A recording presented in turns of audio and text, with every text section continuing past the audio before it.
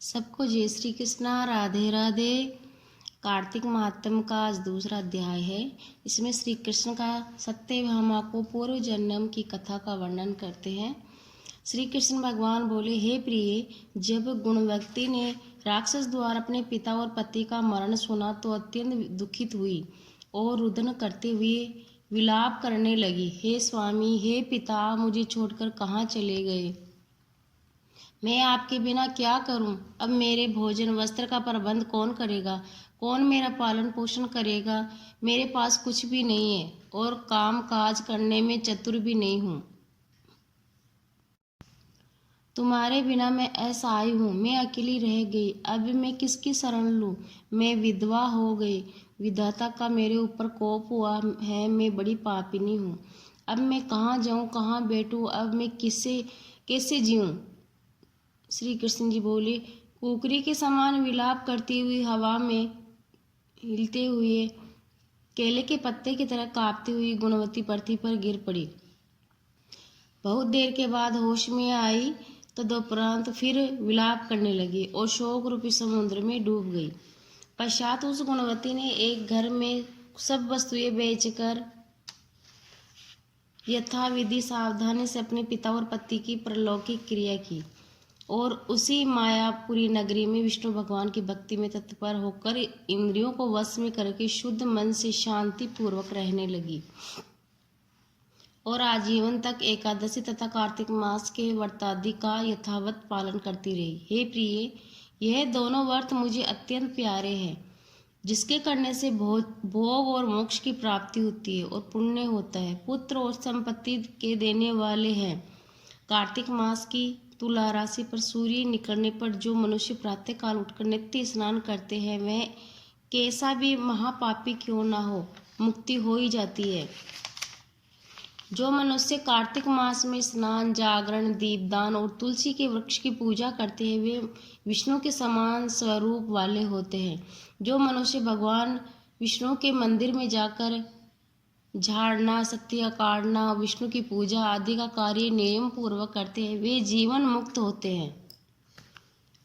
और जो कार्तिक में 3 दिन भी ये नियम पालन करते हैं, वे देवताओं की तरह पूजे जाते हैं और जन्म भर प्रत्येक वर्ष करते रहते हैं, तो उनका तो कहना ही क्या है। इस प्रकार वह गुणवती प्रत्येक वर्ष कार्तिक व्रत और भक्ति पूर्वक विष्णु भगवान का नित्य नियम पूजन करती रहती। एक समय वह वृद्धावस्था के कारण रोग से दुर्बल हो गई और ज्वर से पीड़ित होकर धीरे धीरे चलकर गंगा स्नान को गई। जो ही पानी में उतरी, जाड़े के मारे थर थर कांपने लगी। उसी समय गुणवती ने आकाश से अपनी ओर आता हुआ एक विमान देखा। उस विमान में शंख, चक्र, गदा, पद्म आदि आयुधों को लिए हुए विष्णु भगवान चतुर्भुजधारी पार्षद विमान में थे। वे गरुड़ की ध्वजा वाले अप्सरों से युक्त उस दिव्य विमान में गुणवती को बिठाकर चंवर ढोरते हुए बैकुंठ को ले गए।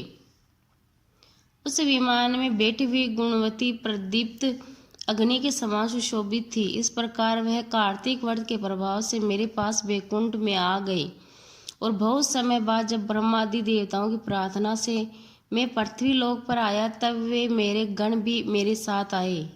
हे भामिनी, यह सब यादव मेरे गण हैं और तुम्हारे पिता देव शर्मा भी इसी जन्म में सत्राजित यादव होकर आए हैं तथा तुम्हारे पति चंद्र शर्मा इस जन्म में अक्रूर है।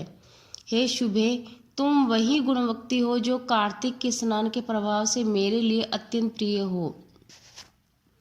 पूर्व जन्म में तुमने जो मेरे मंदिर के सामने तुलसी का बगीचा लगाया था, उसी पुण्य के कारण ये कल्प वृक्ष तुम्हारे आंगन में है। कार्तिक मास में जो पहले तुमने दीपदान किए हैं, उसी के पुण्य से तुम्हारी देह दिव्यान है और घर में लक्ष्मी देवी का निवास है। उस जन्म में तुमने जो संपूर्ण व्रताधिपति स्वरूप भगवान के अर्पण किए थे, इसलिए तुम मेरी प्रिय पत्नी बनी हो। और तुमने जन्म से मृत्यु तक जो कार्तिक व्रत उपवास किए थे, उनके पुण्य प्रभाव के कारण तुम्हारा और हमारा कभी भी वियोग नहीं होगा। इसी प्रकार कार्तिक मास में नियम पूर्वक व्रत करने वाले लोग तुम्हारे समान ही मेरे प्यारे होंगे और सदा मेरे साथ रहेंगे। अनेक प्रकार के यज्ञ, दान, व्रत, तप करने वाले मनुष्यों को जो फल मिलता है वह कार्तिक मास के व्रत का 16वें भाग के बराबर भी फलदायक नहीं है। सुत जी बोले, सत्यभामा अपने पूर्व जन्म का सब हाल जानकर बड़ी प्रसन्न हुई और माधव कृष्ण को नमस्कार करके बोली, यहीं पे हम कार्तिक मास में का जो दूसरा अध्याय है उसको यहीं पे हम विराम देंगे। कल तीसरा अध्याय का अध्ययन करेंगे। इसी के साथ सबको राधे राधे, जय श्री कृष्णा।